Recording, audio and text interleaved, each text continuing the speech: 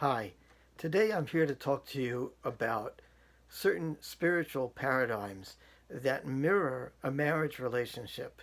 In Kabbalistic and Jewish mystical literature, there is this understanding that the relationship between husband and wife and the relationship between God and man are essentially the same.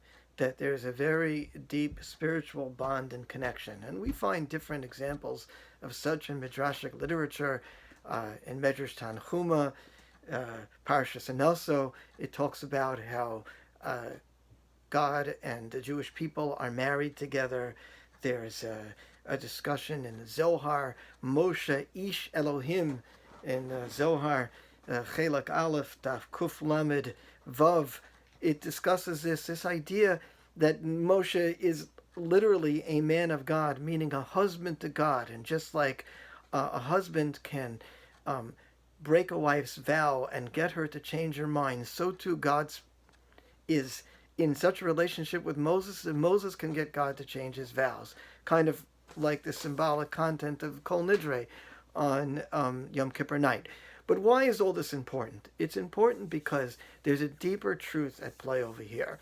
There's something called archetypes. Archetypes are, according to Jung, but really it's not just Jung, they exist, are ideas of universal patterns of behavior. And that when these universal patterns of behavior manifest themselves, they represent deep truths that are not just with humans, but they're true cosmically.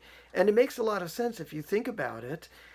If God were to create things, and if God made man in his image, then these things would represent and be like ripples in a pond and impressions of God's fingerprints all over everything, so that the universal patterns that we see in the world, and especially the most significant ones, like love and marriage, these patterns must be about a deeper truth that in a godly and spiritual way are represented as well. And so I want to talk to you, and perhaps in further videos we'll explore this theme some more, but I want to talk to you about this idea because spirituality and love, ruchnius, which you'd say in Hebrew, and love are both intangibles that exist beyond time, beyond space, and beyond reason. And so that's why we have an idea, for example, in Judaism, there's this idea, yesh kona olamo b'shah achas. In just one moment, a person could completely change their fate. They could be the proverbial wicked sinner their whole life that does sin, and one last moment on their deathbed, they have thoughts of remorse and connection to God, and they're completely redeemed. How is that possible?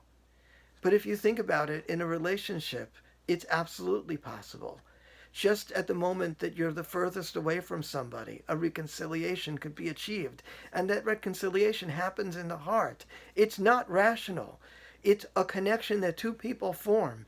So too with God, a person can, in one moment, despite all their sins, completely alter their relationship. Another example is we find in the Jewish tradition a saying, Hakol bidei shemayim chutz miyira shemayim, which essentially means that everything is in the hands of heaven except for our choice to fear heaven. Meaning nothing in the material world is truly in our hands. We are victims of our fate. We are victims of our circumstances. We don't know if we're going to get sick. We don't know what's going to happen. The one thing that we can control and manage is our sense of connection to God. So too in a relationship. It's important to think about that, to think that there's many things that you're going to go through, especially in the coming crazy weeks, and you're going to think all kinds of things and have all kinds of frustrations and angers and disappointment, and you can't control your spouse and you can't control your family members, but there is one thing that you can control, and that is how close and how connected you are to the people that you love. It's the same exact paradigm because it's an archetype, because it's a universal truth. There are spiritual and emotional truths that are universal and they do not matter. They do not matter time. They do not matter logic.